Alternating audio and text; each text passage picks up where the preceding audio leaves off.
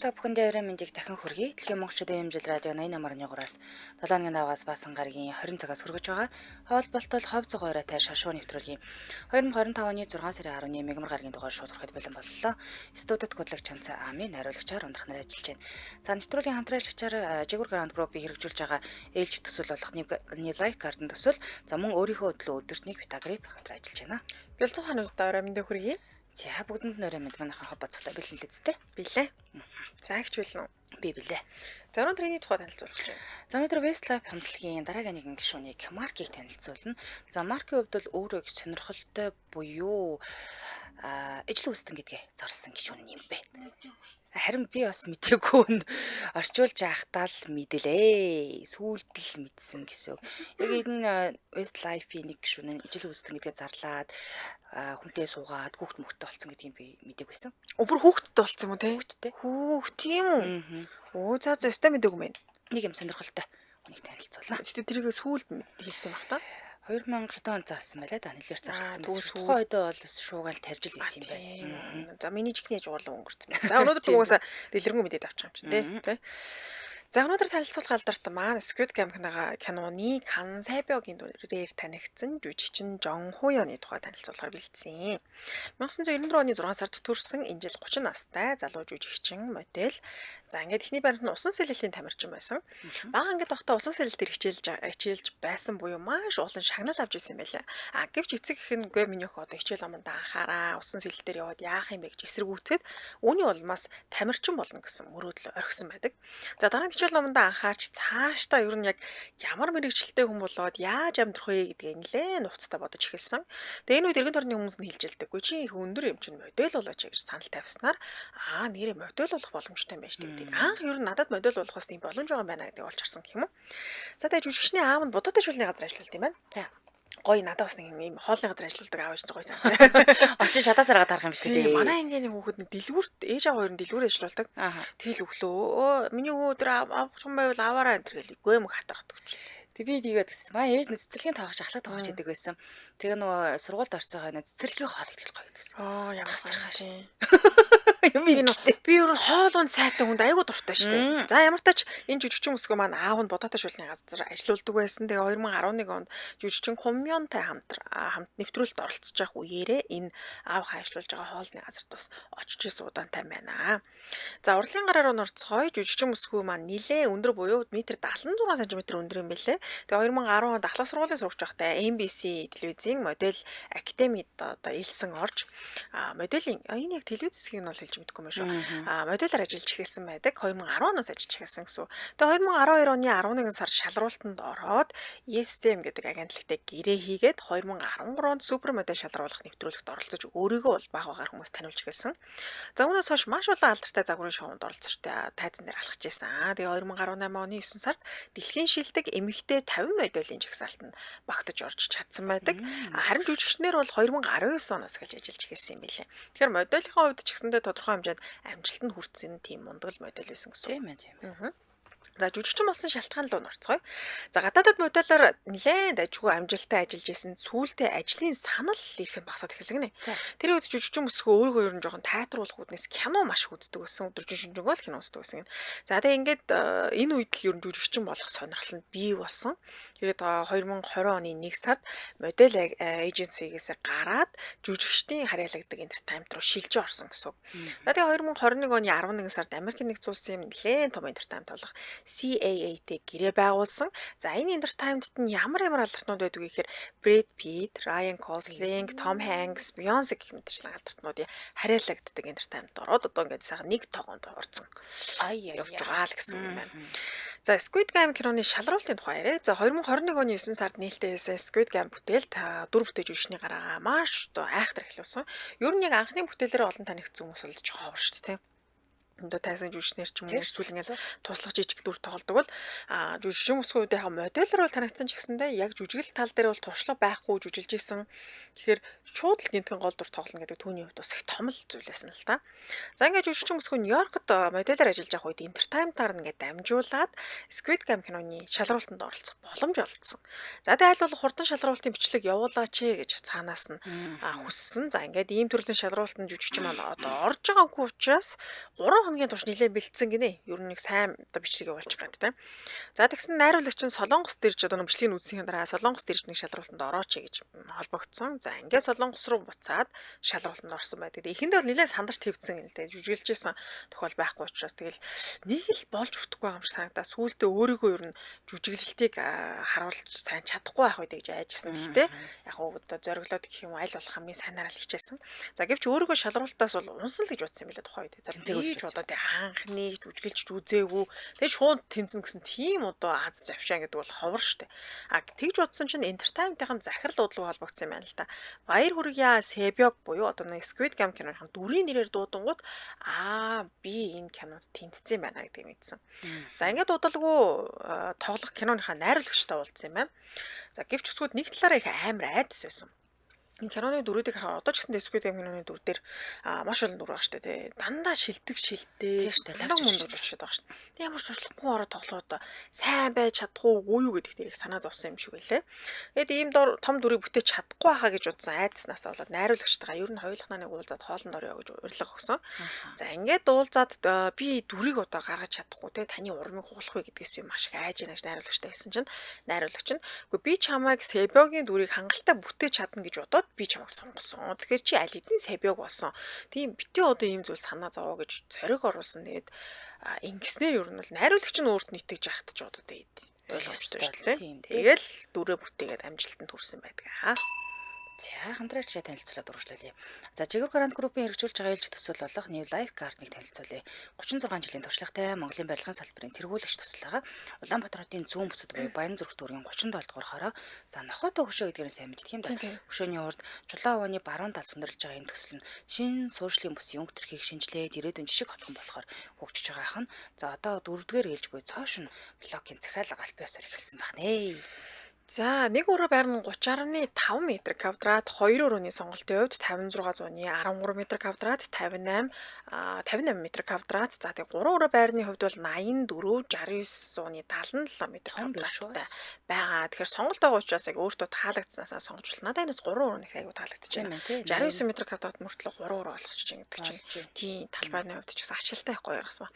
За тэгээ төслийн пэйж хуудас болон борлуулалтын албаны одоо дугаартай холбоотой дэлгэрэнгүй мэдээллийг авч юм байлээ. Тэг өрөөний маш зөв зохион байгуулалттай ашиггүй талбар ус байхгүй.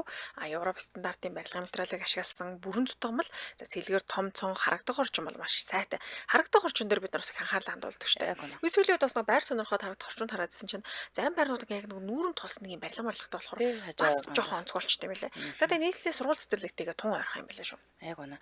За тэгээ дээрэс нийтийн хэрэгцээний ногоон байгууламжийг төслийн өрөөнд шийдээд өгсөн. Үндэсний цэцэрлэгт хүрээл ингээс 3 км-ийн зайд товшин. Тэгэхээр гэр бүлэрээ чөлөөт цагаа бас зөв боловсон өнгөрүүлэх бүрэн боломжтой болчихж байгаа гэсэн. Холбогдох усны дугаар нь 77 77 тэг 784 77 77 тэг 784 гэсэн дугаар байна. За хаяг байршлын хувьд Баянзүрх дүүргийн 37 дугаар хороо, Чулуун овоо, Нохотой хөшөөний урд талд байрлаж байгаа. Сошиал хаяг нь New Life Card гэж ахаар мэдээлэл гарч ирэх нэ. Баярлалаа хамтран ажилласан Жигүүр Грант группийн хэрэгжүүлж байгаа ээлж төсөл болох New Life Card нь байлаа. Баярлалаа. За ангийн мэдээлэл хүргэе та бүхэнд Squid Game кинонд Кан Сэбёгийн дүрийг бүтээсэн жүжигчин Жон Хуяны тухай танилцуулж байна. За дүрээ сайн гаргахын тулд маш олон алдартнууд тэмдэглэл хөтэлдэг юм байна. Одоо жишээл нь ядуу охины дүрэлээ гэж за энэ ядуу охины амьдрал юу вэ өнчин билүү нэ тэргээд ингээ бүх юмнуудыг яг жинхэнэ бодит амьдрал дээр хүн шиг тэмдэглэл хөтэлдэг алдартнууд их байд юм байна. Энэ Жон Хуян жүжигчний хувьд ч гэсэндээ энэ Squid Game кинонд Сэбёгийн дүрийг бүтээхийн тулд түүний дотоод ертөнцид нэвтрэхийг хичээсэн. За тэгээ хойд Солонгост байсан үе буюу тэр дүрчин өөрөө хойд Солонгосын одоо иргэн шилдэг байгаадсэн шүү дээ. Хойд Солонгост амьдарч байсан үе, эцэг ихтэй хамт байсан үе, өмнөд Солонгост байх үеийн дурсамжийг тэмдэглэл болгон хөтэлсэн. Тэгээ акшн үзэгдэлд орж исэн одоо юу гэдэг тоглож исэн туршлага байгаагүй учраас нэлээд бэлдсэн гинэ. Гэхдээ найруулагч нь хэлж чаддаггүй чи яагаад ингэж хичээгээд байгаа юм бэ? Акшн үзэгдэл кейс хэлүүдгээр зүгээр л юм зодтолтож байгаа дүр одоо хэсэг штэ гэж. Хэлсэн нөө жүжиглжсэн туршлага байхгүй учраас барилцж авч байгаагаа хүртэл за энэ дээр хөтэлтэй штэ тий. Нарийн л бэлдсэн юм шиг байна. За хамт тоглосон жүжигчдийн хувьд бас нэг сонирхолтой байна гэх юм бол хамгийн их ярилцсан жүжигч нь Ким Журён жүжигч юм байсан. Нөгөө Хан Минёгийн дүр бүтээсэн нөгөө ариун цэврүүрэн дээр юм болж бол бас нэлээд айхтар тэм дүр өссөн шүү дээ Squid Game дээр. За тэгээд энэ хоёр маань нэг удаа хамт салхилж агаад жүжигчин бүсгүй гинтл ингээл хилжилтэй нүдэнд өлмөс зэлэн лихчээ ингээ би дүрээ ингээ сайн гарч чадахгүй ах шиг байна гэл уйлс юм байна. Тэгтэн хэмжирэн жүжигчин л үгүй чи сайн байгаа штэ юунд сэтгэл санаагаар унсаа ингээл тайвшруулаад айгуу сайхан болоо л байжсэн чи дахиад нэг хэсэг хугацааны дараа эсрэгээр нөгөө аргадаадсэн хэмжирэн жүжигчин чи өөрөө уйлцсан би сайн жүжиглэж чадахгүй ах шиг байна гэж нэгээ дэмжижсэн тухайгаас сүлд хуваалцсан байлээ. Хайр дурлалын хувьд жүжигчин И Дун Хи буюу одоо 1988 энда пара юу лээ дурсамж 1988-д гол дүр бүтээсэн жүжигчин И Дун Хитэй үерхжсэн. Тэгээд энэ хоёрын хобби сонирхлын хувьд хоёулаа хувцас загвар талд их сонирхолтой. Тэгээд ижил сонирхлоороо дамжуулаад танилцаж дотносоод 2015 оноос үерхэж эхэлсэн юм байлээ.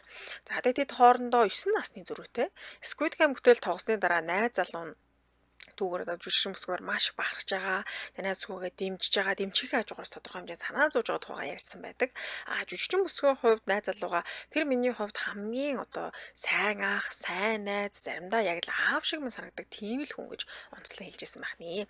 За харамсалтай нь тэд нийт 9 жил үргэсний эцэст 2024 оны 11 сард 2 тишээ болсон гэдгээ аль биесээр 2 талаас шууд интернет тамтаас мэдэгдсэн. Тэгээ уг нь олон нийтийн одоо суугаар ч юм уу олон нийтийн юм гарч ихдээ биенийхээ тухай их чөлөөтэй ярьдаг байсан. Зарим алдартай үед ер нь тэгж ярих жоохон ховор штэ амьдралнууд штэ. Энэ хоёр маань ер нь нэгээ чөлөөтэй ярьцдаг байсан учраас хүмүүс за ер нь одоо бүр 9 жилдээ өргөж чинь удахгүй гэрлэх баха гэсэн тийм бодол тий бол байсан гэвч тэгээд салсан байдаг. Тэгээ хүний амьдрал угаасаа таашгүй штэ. 9 жил өрхөө суун тэгээд 1 жил өрхөөд суун янз янз л байдаг баг. За алдартай болсноос хойш маш олон өөрчлөлтүүд түүнд бий болсон. Модельээр ажиллаж байхад түрүү хэлжсэн тийм моделийн нөө ажиллах санал нь багасаад ажилгүй болоод хямраад тэгж байгаа жүжигчин болохоор шийдэжсэн гэд. Тэгээд яг энэ Squid Game кинон тоглосны дараа сурчлагын саналаар болж өстой жинхэнэ болуулсан гэл та. Маш олон төрлийн саналууд ирсэн. Тэгмээ эмэгтэй дүүн ерөөсөө хичээгээ нэг таам ундаг шүү, өстой гоё шүү гэж магтаж байгаагүй. Тэгээ Squid Game кино амжилттай болсны дараа үгүй та бол нэг онцгүй бол байгаагүй шүү ч тийм. Яах вэ? Дайжгүй бол байсан гэж хичээгээ магтаж хэлсэн байдаг. Дүүсэл хэлдэг юм л тийм баг. Нэг хичээгээд нэмэр авахгүй шүү. Тэгдэг шүү тий.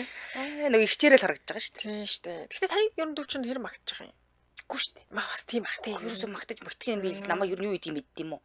Асуултахгүй нэг хөтлөгчигээ суудаг гэдгийг бол мэдэх баг. Нэвтрүүлэг үзэж энийг тэр юм ирээ гэдгүү шүү дээ. Тийм үү? Манай гэрт бол нэг тийм гэрт орохоор ин тийм нэг миний хоолоос сонсдог байхгүй айгүй 0 мойлд байхаар тэр аав жур нууцаар үзчихэдэг. За би ил үзэхээр нь жоохон дургуцаад байт. Тэгсэн нууцаар үзэж байгаа сүүл баригдаад одоо бол тэгээд юу асан даа үздэг өө жаахгүй. Тийм үгүй октод ч үздэг баха. Үгүй таныг байхгүй ч үздэг ч юм билүү та. Үгүй үздэг гэдгийг сайн мэднэ. Харин манай охтуудын ангийнхан охтууд нь үздэг. Манай дүүгийн бас ангийн охтууд үздэг гэсэн. Манай хоёр бол өөсдөө үздэг. Тийм ээ тий. За Blackpink хамтлагийн Jennie-тэй бас их дотн нөхөрлөдөг юм байна. Chanel брендийн төлөөлөгч дуучин Jennie-тэй Chanel брендийн үйл ажиллагаан дээр танилцж дотноссон. За тэгээ Squid Game бүтээлд тоглохоор болоод ингээд тэнцсэн гэдгийг сонсоод тухайн үед Жон Хуйн жүжигчин бас баяр хүргэж ирсэн юм байна. За мөн зураг авалтын талбай дээр нэг кофений явуулын машин байдаг шүү дээ. Тийм машин бас явуулаад бүр өөрөө бич очоод түүнийг дэмжижсэн байх нэ. Тэгэхээр их сайхан дотн нөхөр. Манай тийм машин явуулдаг болов. Харин тий бэди бол тий гоё ингээд дэмждэг хүмүүс нь кофений машин явуулдаг бол тий. Гэтэ зүгээр тэр кофений машин гэдэг юу шүү дээ. Одоо нөгөө арын степ тий арай ажиллаж байна. Нэг ёсондоо одоо таны нүрийг тахалж яана гэсэн үг шүү дээ. Энэ хүний төлөө та бүхэн одоолон ажиллаж байна тий. Түүнд минь бас нэг сайхан хандаарай гэсэн үгнээс явуулж. Хахуулал юм да нэг төрлийн ахуул гэсэн үг шүү дээ. Яг зөв. Тэгээ манай тийш кофений машин дээр л явуулдаг байх. За Louis Vuitton-ы төлөөлөгч болж чадсан. Жүжигчин бүсгүй Squid Game бүтээл тоглосны дараа буюу маш богино хугацаанд уг брендийн олон улсын төлөөлөгч болж чадсан. За тэгээ ганцхан салбарыг нь төлөөлөөгүй. Fashion, гоёл чимэглэл, цаг гэд олон салбарын төлөөлөгчөөр зэрэг ажиллах болсон. За холбогдчихсан асуудлууд байдаг. Тэр нь 2022 оны 3 сарын 9-ний өдөр Солонгосын 20 дахь ерөнхийлөгчийг тодруулах сонгуулийн өдөр өөрийнхөө сошиалд жинсэн өмдтэй нэг дугаарын цаастай ингээд юм зураг авахулсан байсан. Тэрийг оруулсан гэнэ сошиалд нийтэлсэн. За тэгээ үүнийг харсан хүмүүс би та бүхэнд хэлжсэн те Солонгос чонжи сайг буюу одоо нөгөө улс төрийн одоо өнгө гэж байдаг тийм үеэр л. Тэгэхээр ерөнхийлөгчийн сонгуульд нэг дугаартай дэвшиж байгаа дэвшигчид саналаа өгөөч гэсэн мессежийг агуулсан ийм зураг оруулсан байна гэж хүмүүс дүгнээ чүүмжилсэн гэсэн үг. За тэгсэн уг асуудал гарсны дараа жүжигчин бүсгүй удалгүй зураг устгасан. Тэгээд удалгүй яг ямар учраас энэ нэг дугаартай те одоо зураг оруулсан гэдгийг тайлбар хийсэн. Тэр нь Louis Vuitton загварын шоун дээр модельээр алах гэж байгаа гэдгийг нэг өсөндөө спойлердсан юм байна өөрийнхөө.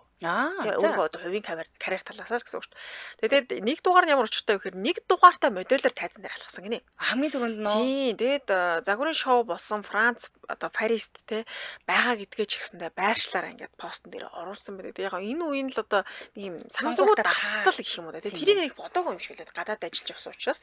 Тэгээд тэрэндээ таараал энэ хүүхэн ч одоо нэр нэг дугаарыг нэр бичиж саналаа өг гэдэг. Даалт сурчлагаа гэдэг их мөнгө авсан байх гэл иймэрхүү яриа байл. Гоёдаа гарч ирсэн бахны.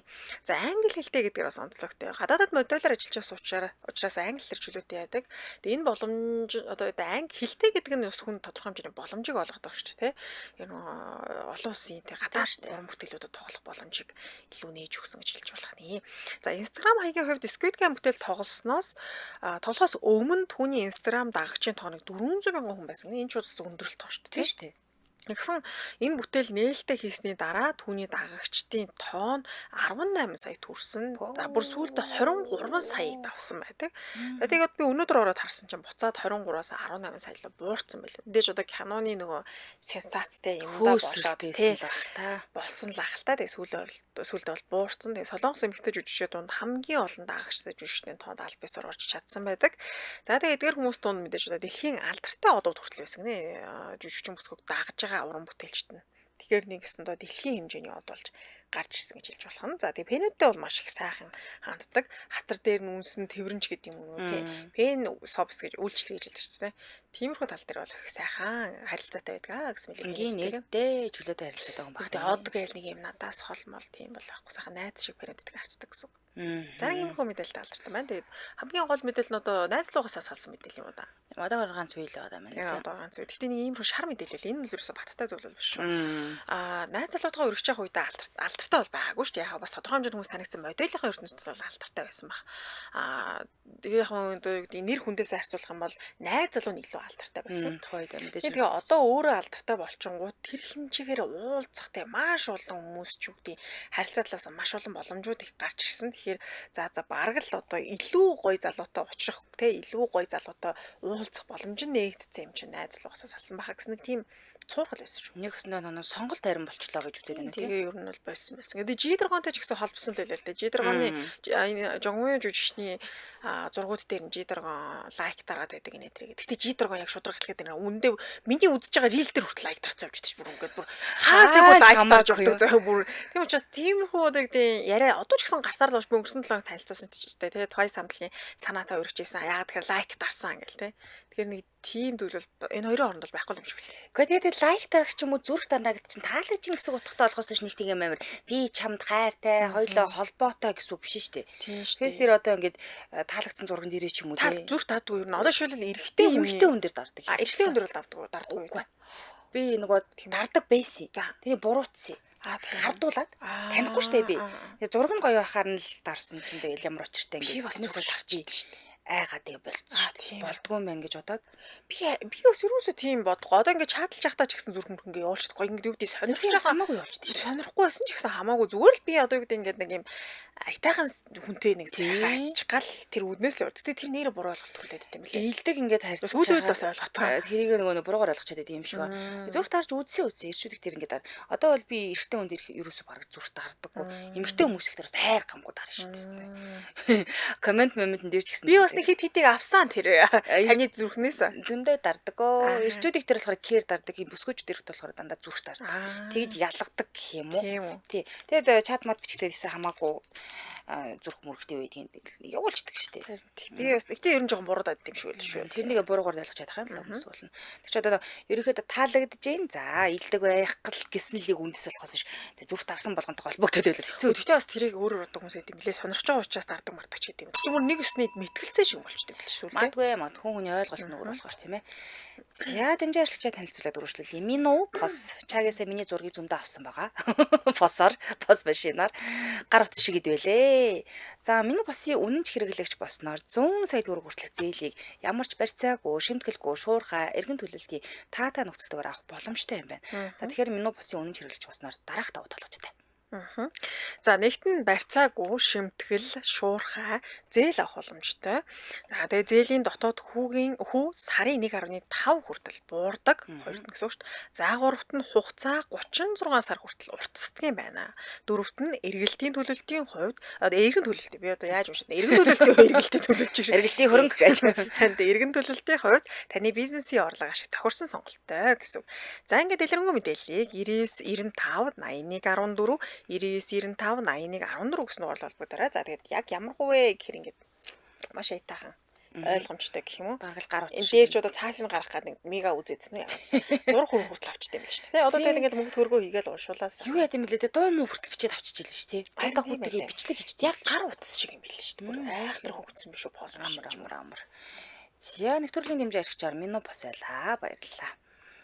За үргэлжлүүлэн дараагийнхаа танд карт юу нэг хараа карт уншд юм шүү дээ. 88 төгрөг уншуулж өгч. Бас болох юм тий. Тий. Карт байхгүй гэхдээ. За. За үргэлжлэл дараагийн халтартаа орё тийм ээ. За Westlife хамтлагийн дараагийн нэг гишүүн болох Марк Фихли гэдэг хүнийг танилцуулъя. За Маркус Майкл Патрик Фихли 1980 оны 5 дугаар сарын 28-нд төрсэн юм байна. Одоо 44 настай. Westlife хамтлагийн одоо pop дууны хамтлагийн гишүүн гэдгээр алдартай Ирландын дуучин юм залуу байгаа. За Их Британийн single chart-ийн хамгийн өндөр жагсаалтанд орсон LGBT одоо дуучин алдартай гэдгээр бас алдартай юм байна. За тэгээд Westlife-ийн нэг хэсэг хамтлагт байх хугацаанд бас хүжим гаргахын зэрэгцээ өөрийнхөө соло уран бүтээлийг бол давхар ингээ гаргаа явж исэн билээ. 2015 онд болохоор 10 сарын 16-нд анхны бие даасан студи Fire цомгоо гаргасан байдаг. Тэгээд маш олон алдартай синглүүднийд нь багтсан байт юм байна. За тэгээд хамтлагийнхаа хэд хэдэн дуу анхны бие даасан цомгийнхаа бүх 15 дуу олон нийтэд гараагүй олон дуугаар хамтран бичсэн буюу дуугаа бас бичдэг юм залуу юм байлээ. За тэгээд дээрэс нь олон альтартнуудын бас шилдэг одоо хит тосон дууны арт ч гэсэн энэ хүн байсан юм байна гэдгийг мэдэж авлаа. За хувийн амьдралаас нь дурдвал тийм ээ. За Ирландын Sligo мужийн Sligo гэдэг юм хотод төрсөн. Энэ Ирландын баруун хойд хэсэгт нь оршдог маш юм жижиг хот юм байна. Ер нь бол наам жимхэн гэсэн. За тэгээ энэ өссөн орчин нь болохоор урлагт ойрхон, уран сайхны сэтгэлгээтэй байхад нас нөлөөсөн гинэ. Тэгээд хамгийн том давуу тал нь гэсэн чинь маш тайван. Ийм нам жим тайван байхад нөлөөсөн гэдэг хэлсэн. За аав ээж нь болохоор ер нь жирийн гэр бүл байсан. Тэгээд юу гэдэг ингээл нэг айл байсан гэсэн үг. Хоёр дүүтэй тэгээ маш олон үеэлүүдтэй ийм ойрхон өссөн учраас бас их гэр бүлсэг юм байлээ. Тэгээд аав ээж нь болохоор хүүгээ багаас нь дэмжээд урлагт ийм туртай сонирхолтой байхад нь төлхөц ус нэлээ үзүүлсэн. Тэгээд дуучин болох хүсэл нь бол маш багаасаа илэрсэн. Тэгээд 14 настайдаа анх олон хүмүүсийн өмнө ил гарч ирээд дуулж исэн байдаг. Тэгээ хүүхэд тахтаа бол дуучин болно гэж огт боддгүй байсан гинэ. Хуулийн чиглэлээр сурахаар мөрөөддөг байсан. Хуульч болно гэж боддог байж хагаад гоё мөрөөдөлт байсан. Тийм аз. Тэгээ би бас их гэж би өмгөөлч болно гэж бодсон. Би бас нэг хэсэг тэгж бодсон шүү. Гэтэ өмгөөлөгч гэхээс илүү тэр шүүгч сонирхчихсан. Би өмгөөлч болно гэж бодсон. За тэгээд тэгсэн ч гэсэндээ нөгөө нэг хоббийн дамгаалсан гэж хэлж болно доо. Өсвөр насндаа теннис, хүл бөмбөг тоглох дуртай байсан. Нэг ярьсандаа болохоор би гэр бүл маань надад үргэлж хайртай, дэмжигч, хамгаалагч байсаар ирсэн. Тэгээд энэ алдарт хүргэсэн гэж яригддаг юм байна. За тэгээд Маркийн хувьд болохоор Шенфилан, Кян Эган нартай Слагод одоо хамт өссөн хүүхэд наснасаа урлагт дурлаад нөгөө хамтлаг байгуулж ирсэн гэж хэлжсэн шүү дээ. Танд аюу юу нэртэй 6 гишүүнтэй хамтлаг байгуулад Ирланд олчмоо нөгөө жижиг юм клубууд тоглодог байж байгаа юм л да. Тэгж жаад энэ хамтлаг нь анх байгуулагдсан хамтлаг нэг тийм амжилтанд хүрээгүй. Тийм учраас хамтлагийн бүрэлдэхүүнд ч өөрчлөлт орж ирсэн байна. За тэгээд амжилтанд хүрэх хамгийн том шалтгаануудын нэг болохоор нөгөө менежер Лю Волштай танилцсан ярьжсэн шүү дээ. Энэ хуучин болохоор Боязан хамтлагийн менежер байсан. Тэгээд Шенфилиан болохоор өөрийнх нь ээжийн тусламжтайгаар энэ хүнтэй холбогдоод хамтлагийнхаа демо бичлэгийг өгснөөр ер нь алдарт хүрсэн гэсэн. За ингээ хамтлагийн бүрэлдэхүүнд өөрчлөлт ороод 5 гишүүнтэй шинэ хамтлаг бүрдүүлснээр Westlife гэдэг нэрийг авсан байдаг юм байна. Анх болохоор Westlife байгаагүй гинэ. West Side гэдэг нэртэй байсан юм байна. Харин тэгсэн тийм. Өөр нэртэй байж хагаад уран бүтээл эхэлж байсан. Яаж life болсон? Тэгсэн чинь Америкийн нэгдсэн улсад яг нэрээ өөрчилсөн гэсэн чинь яг ийм нэртэй хамтлаг аль хэзээ гарцсан байсан. Зохиогч ирэх. Тийм учраас West Side гэдэг бол Westlife болгоё гэд ингээ өөрчилсөн байдаг. За ингээд тэдний 1990 онд гарсан анхны сингл нь болох Swear It Again гэдэг энэ дуу UK chart-д 1-р байр шууд гарсан даруйдаа эзэлсэн. Тэгээ маш хурдан нэрд гарсан байна л да. За тэгээ дараагийнх нь уран бүтээлүүд ч гэсэн чартад тэргүүлжсэн. Тухайн үед хамгийн урдан амжилтанд хүрсэн boy band хамтлаг гэж тооцогдож ирсэн юм билээ.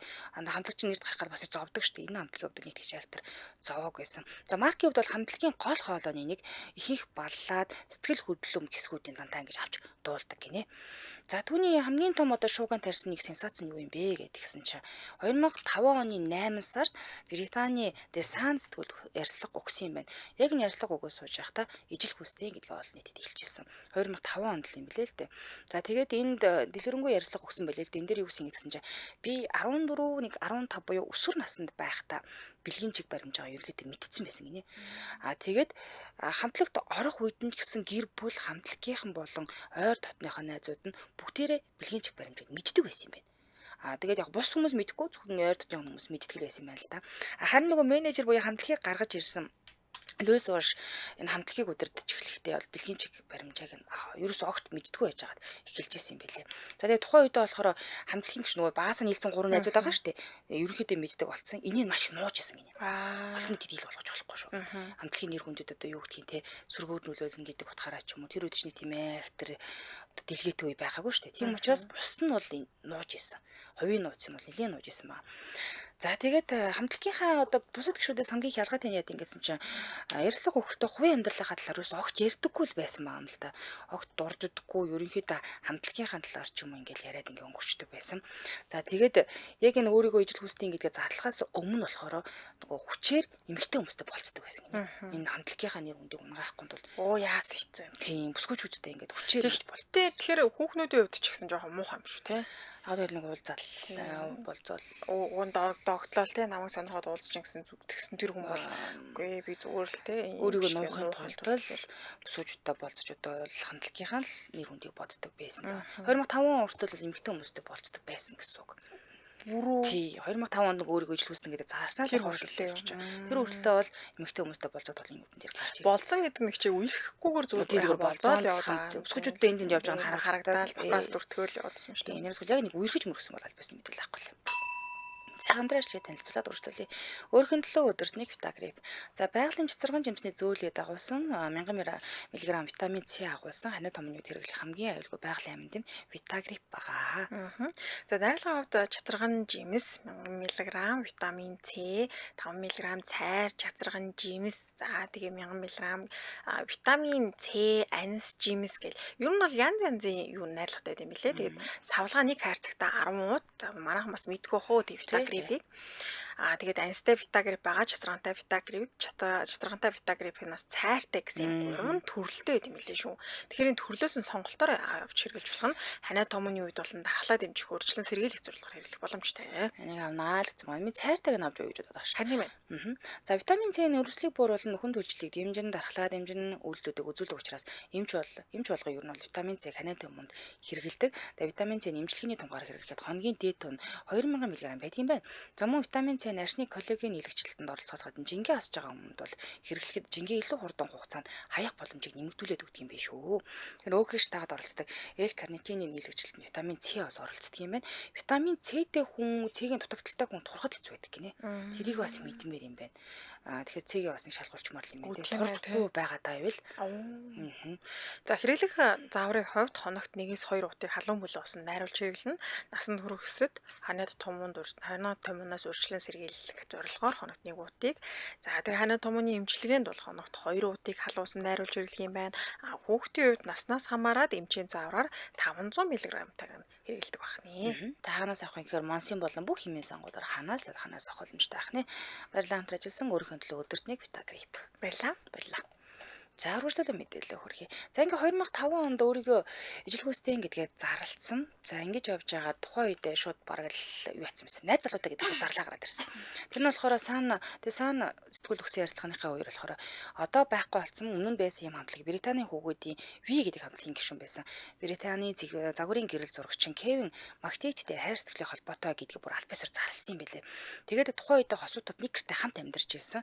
За Ирландд болсон нэг концерт дээр танилцсныхаа дараа болохоор 2005 оны 1 сараас хойш болцож байгаа юм байна. Тэгэхээр 2005 онд ижил хүйстэн гэдгээ зарласан 2005 онд найз залуутай гэдгээч зарласан л гэсэн.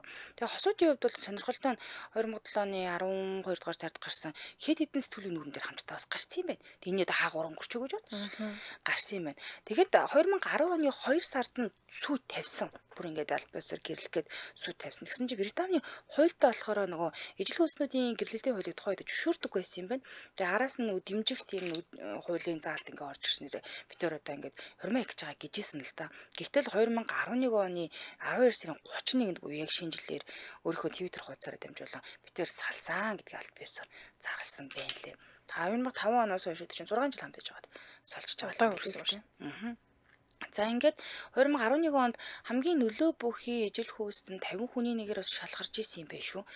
За ингээд 2019 оны 2 сарын 22-нд за Мальдив дахь Хуравалхид амралтынхаа үеэрээ болохоор Instagram хуудасаараа дамжуулан Кайлан Онилтэй сүү тавьсан гэдгийг бас зарласан байдаг. Тэгээ 10 сарын 3-нд нь болохоор хосууд Тэгчхээс охин Лайлагаа төрснөө зарласан буюу Тэгчхээс охинтой болсон хосууд. За тэгээд охиноо яг төрөх үеийн мэдрэмжээ бас хуваалцсан байлээ. Би хизээч энэ мэдрэмжийг давж чадахгүй хаа. Би өөрийгөө бүрөө өөрчилж охиноохоо төлөө амьдрахыг хүсэж байна. Ер нь бол зав чөлөөл гарвал охинтойхоо цаг завыг одоо өнгөрүүлэхийг хичээд юм байлээ. Тэгээд хамтлагийн аяллуудад оролцохдоо гэр бүлийнхнийг аль болох ойр байлгахыг хүсдэг. Би аялын тоглолтоор явж байхдаа их л ойрхон байлгах. Хамт аваа явчих. Тий, хамт ингээ аваа явчих юм байна. За сонирхолтой баримтуудаас нь дурдвал 15 удаа UK chart-ыг тэргүүлсэн гэж байгаа. Яасан гэхээр Westlife хамтлагийн бүрэлдэхүүн дэх хугацаанд Марк 15 UK single chart-ыг тэргүүлсэн одоо тэр дуунуудынх нь гол дуу очно нь байсан. За шүтэн бишрэгтэн түүний болон шүүмжлэгчтэн түүнийг хамтлагийн хамгийн сэтгэл хөдлөм уянгалаг хоолойтой гэж бүр хүлээн зөвшөөрд юм байна. За хамгийн хүчтэй баллад хоолойтой гишүүн юм байна. За бас дуу бичих чадвартай гэдгийг хэлжсэн те. Зөвхөн дуулдаггүй дууны үгээ бас зохиодог. Westlife-ийн одоо шилдэг гэсэн дуунуудын зармыг нь хамтран бас ингэж бичсэн байт юм байна. За нөгөө масктай дуучин гэдэг штеп. UK шоуны оролцогчоор оролцож исэн юм байна л да. За энд 2022 гинэ саяхан юм байлээ. Робо Баны нэртэйгээр оролцоод хэн болохыг нь хинч таниагүй гэж. Тэгсээр дууссан. Шүүгчд болохоор түүнийг бүр сүлдээ явсараад энэ яг Элтон Джон баг. Гэж таамагласан боловч биш байсан. Тэр хоолойг нь хүмүүс бас тийм таа чадаагүй юм. Чадаагүй ерөөс хэн болох нь юусыг таниагүй байсан. За эрүүл мэндийн сорилттой бас тулгарч ирсэн. 2022-оос 2024 онд хэд хэдэн мэс засалд орсон хүнд мэс заслуудыг тавьсан байлээ. Тэгээд яг энэ тухайн үед нөгөө нэг хамтлагийн эргээд нэгтсэн аялын тоглолтод болж байсан ч гэсэндээ зарим аялын тоглолтод өөрөө оролцож чадлаггүйгээр эрүүл мэндээ дахин сэргээд за эрүүл мэндэ боцноор дахиад бас тайзан дээр гарч ирч чадсан байдаг. Хобби нэг хөөхөө. Чөлөө цагаараа нарийн боо бялуу их хоббитай гинэ. Гэхдээ ер нь бол тэгээд нарийн бобыг ээж яадаг. Өөрийн хийсэн амттнаа Instagram хуудсанда байн хуваалцдаг. Тэгэхээр Instagram-ын дагдаг хүмүүс бол юу хийж чаддаг нь бүгд харах нь.